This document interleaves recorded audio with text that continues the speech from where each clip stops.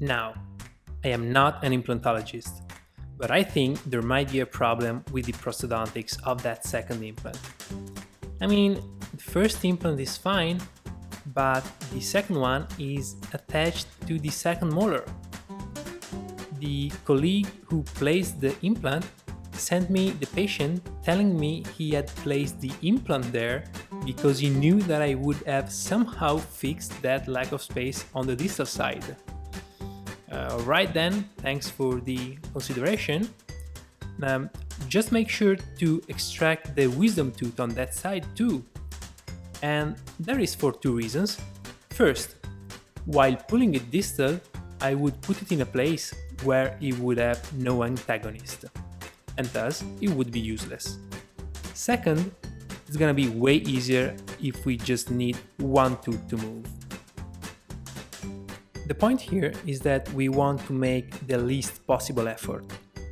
To distalize second molars in these cases, I sometimes put a mini screw in the mandible's ramus and I start pulling the tooth with the power chain. But here we already have our skeletal anchorage, and we've just put on a resin provisional on that. So we just bond a couple brackets, put in a sectional wire and an open coil spring. Just 4 things, a total of 10 minutes of work. Now, the compressed open coil spring will push equally on both brackets.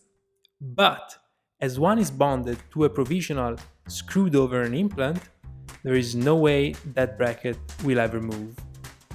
Implants, as you know, don't have a periodontal ligament and they don't move through the bone as ordinary teeth.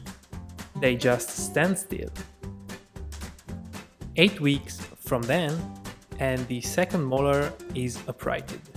8 weeks. No side effects on the anchorage, no derotation side effects on that second molar, no pre-contacts whatsoever with the upper teeth. No problems at all. Just the right space to prepare the final dental prosthetics. And here is the Xray sequence. First, implant and second molar in contact. Second, extraction of the wisdom tooth and resin provisional impressions. Third, after 4 weeks, there's already some space.